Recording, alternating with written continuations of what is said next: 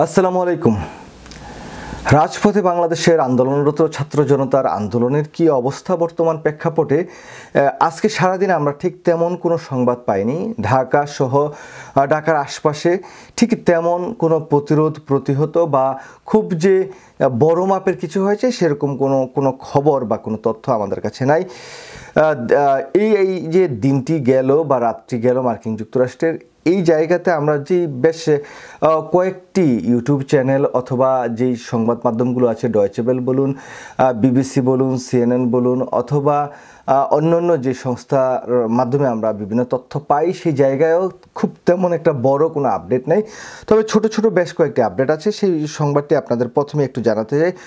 দুঃখের বিষয় হচ্ছে যে এই যে ছাত্র জনতার উপর যে হত্যাযজ্ঞ, তার বিপক্ষে প্রবাসী বাংলাদেশিরা কিন্তু ব্যাপকভাবেই প্রবাসী তাদের যে ভয়েস রেস সেটা করছেন। তো সেই জায়গায় আবুধাবিতে 57 জন বাংলাদেশি কিন্তু গ্রেপ্তার হয়েছিলেন এবং তাদের কারাদণ্ড দিয়েছেন।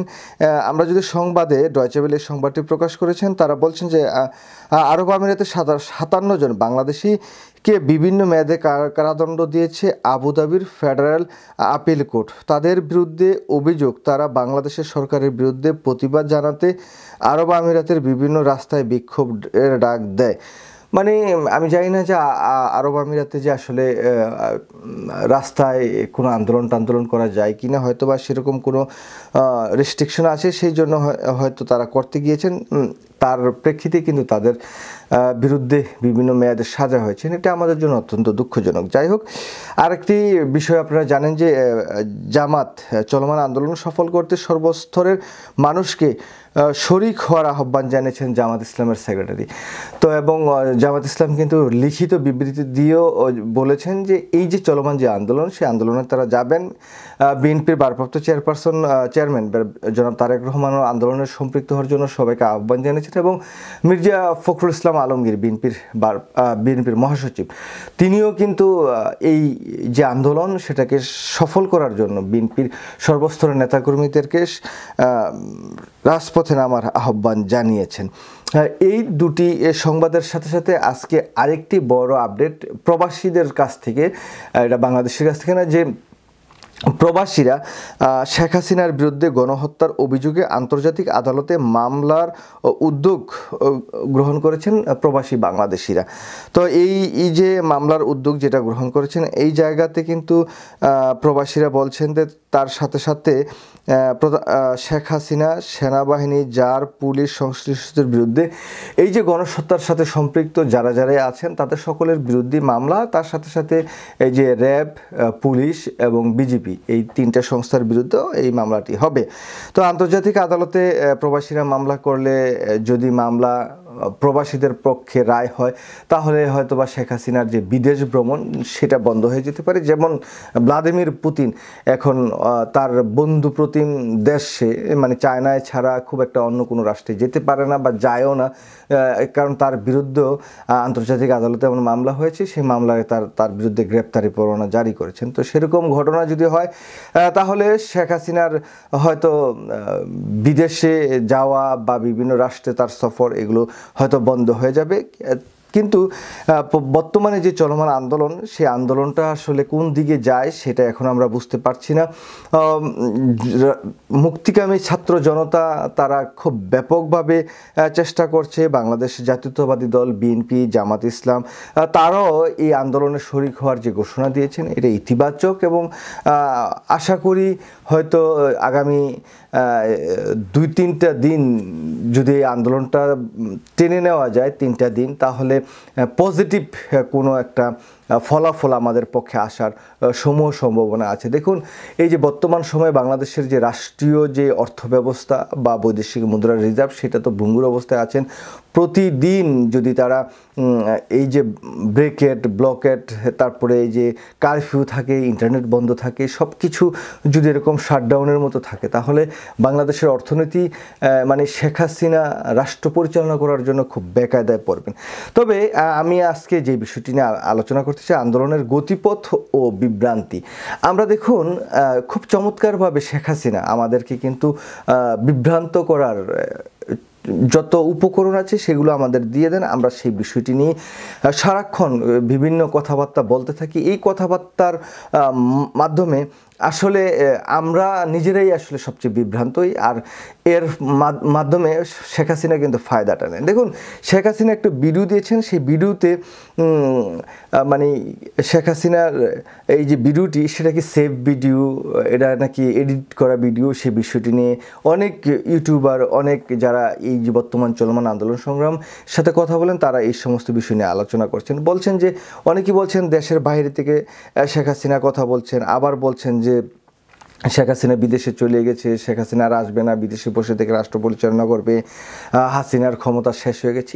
এই যে কথাবার্তা, এগুলো বলে আসলে আমরা কি আমাদের আন্দোলনকে গতিশীল করতে পারবো, না আমাদের যারা ছাত্র জনতা, মুক্তিকামী জনতা, আমরা তাদেরকে খুব ভালো কিছু সাহস, উৎসাহ দিতে পারবো? কিছুই আসলে করতে পারবো না। বরঞ্চ এই শেখ হাসিনার গায়ের কালার কি, শাড়ির কালার কি, চেহারার কালার কি, কি হয়েছে, এইসব নিয়ে আলোচনা করতে করতে কিন্তু আমরা অনেকটা সময় আসলে পার করে ফেলছি।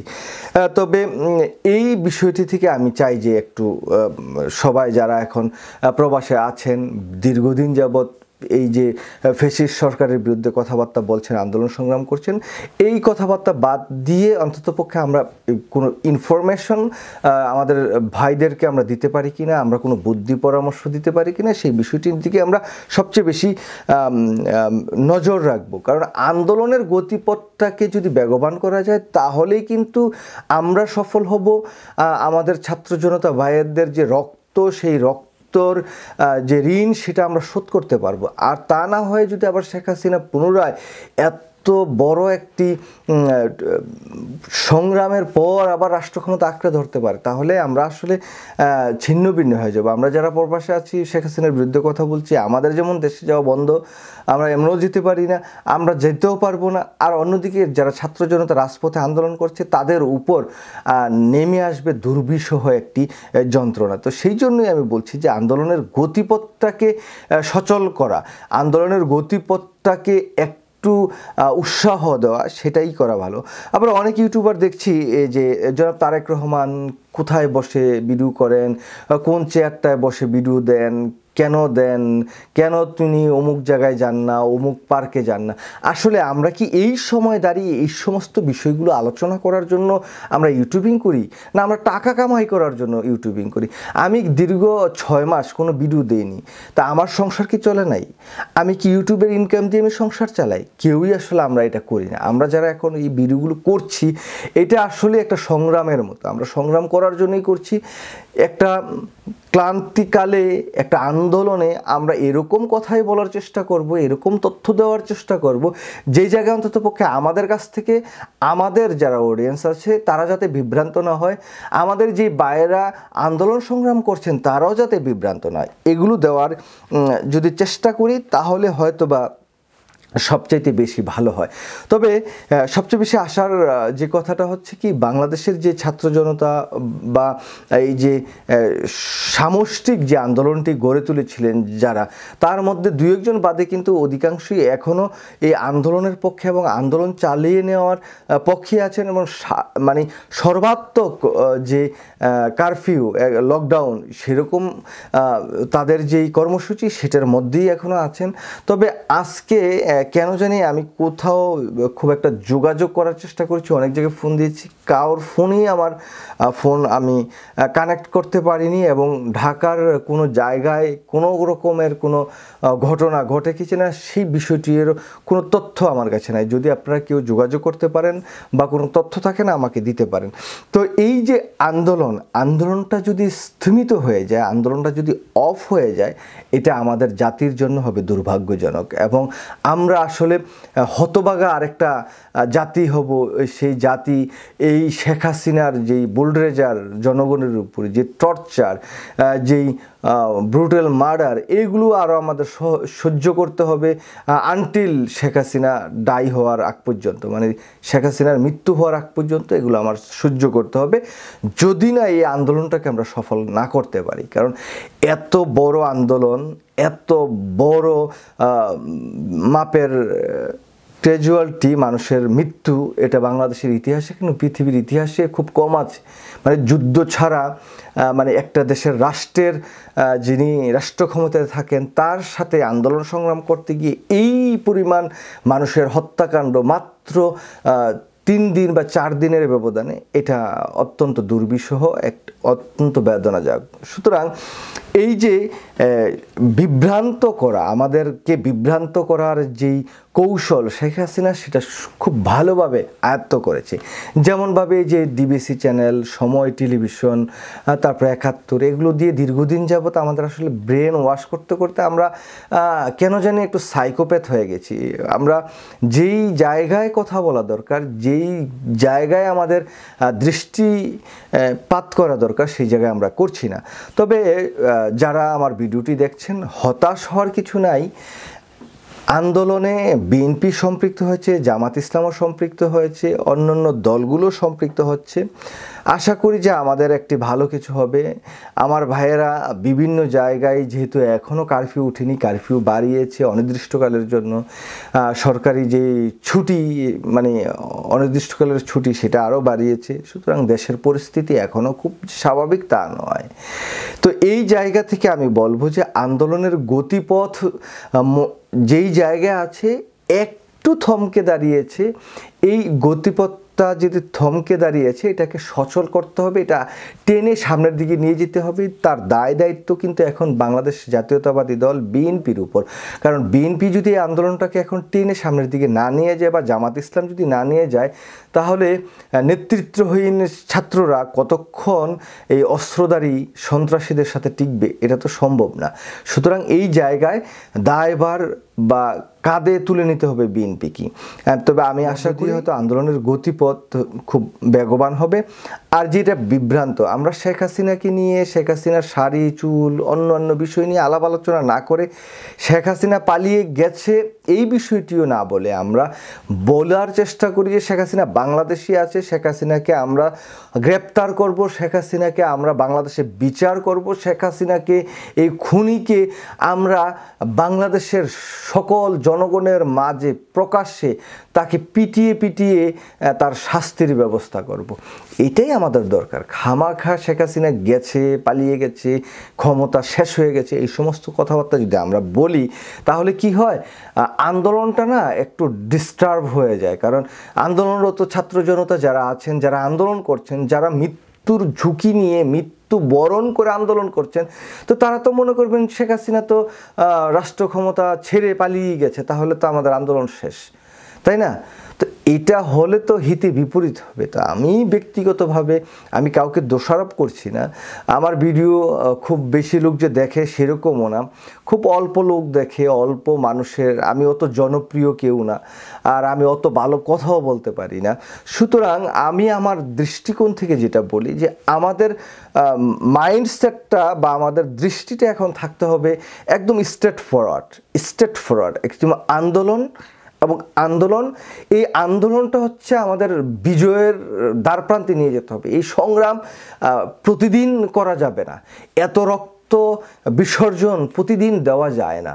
সুতরাং সেই জায়গা থেকে আমরা আমাদের দৃষ্টিটা অন্যদিকে না সরিয়ে আমাদের সোজা থাকি, সোজা পথে থাকি।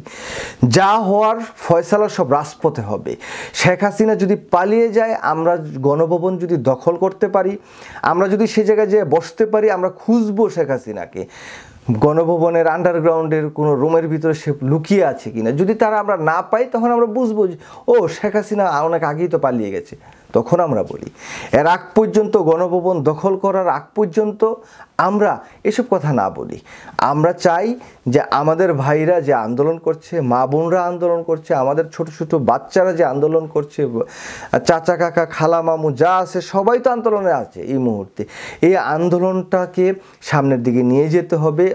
এই আন্দোলন থেকে সরে যাওয়া যাবে না। যদি আন্দোলন থেকে আমরা সরে যাই, তাহলে শেখ হাসিনা যদি নর্মাল একটা সিচুয়েশন আবার বাংলাদেশে তৈরি করে ফেলে, এই আন্দোলনের যে হিপটা যদি নষ্ট হয়ে যায়, তাহলে আমরা কিন্তু ব্যর্থ হয়ে যাব। এই ব্যর্থতার জায়গায় আমরা যেতে চাই না। আমরা চাই যে আন্দোলনটাকে সফলতার কাছে নিয়ে যেতে। সুতরাং আন্দোলনের গতিপথ সোজা রেখে গতিপথকে বিজয়ের কাছে নিয়ে গিয়ে বিজয় এনে তারপরে আমরা যা বলার, যা কোয়ার, যা সমালোচনা করার, কে ভালো কে খারাপ, কার কি অবস্থা, কে কি পাবে, কে কি ক্ষমতায় যাবে, এই সমস্ত আলাপ আলোচনা করার সময় এখন নেই। সুতরাং আন্দোলনের গতিপথটাই হচ্ছে মেন।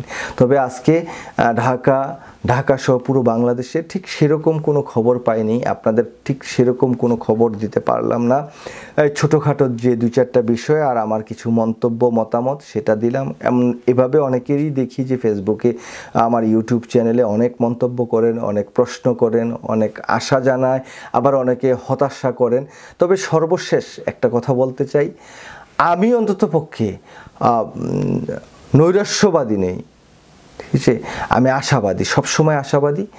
আমি বিশ্বাস করি এবার যে আন্দোলনটি হচ্ছে, এই আন্দোলনটির মধ্য দিয়ে বাংলাদেশের মুক্তিকামী জনগণ তাদের যে বিজয় সেটা ছিনিয়ে আনবে। যত কষ্টই হোক, যত রক্তই ঝরুক, অথবা যত জীবন বা যত প্রাণ দিতে হয় সেটা দিয়ে হলো এবারের এই আন্দোলনটিকে সফল করবি।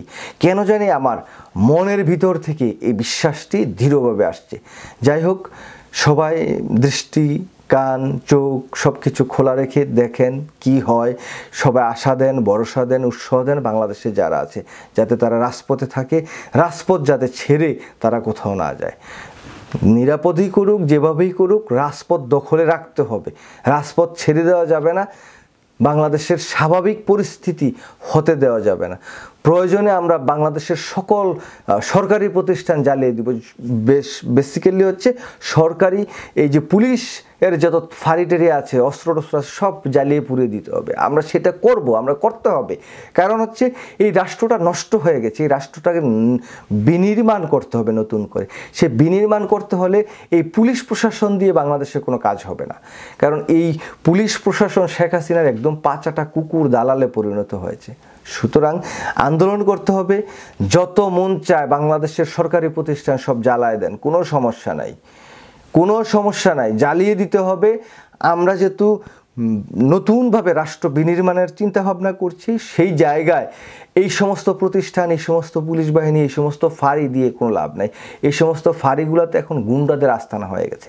একটা সময় বাংলাদেশে থাকতো গুন্ডা, পান্ডা, সন্ত্রাসী, এখন হয়েছে কি পুলিশই গুন্ডা হয়ে গেছে, পুলিশই ঘুষখোর হয়ে গেছে, পুলিশই হয়ে গেছে দুর্নীতিবাজ। তাহলে এই একটি প্রতিষ্ঠান দিয়ে আমাদের কোনো লাভ নাই। সুতরাং বাংলাদেশের যেই জায়গায়, যেইখানেই বাংলাদেশে পুলিশের থানা আছে, ফাঁড়ি আছে, অফিস আছে, সব পুরায় দেন, জ্বালায় দেন।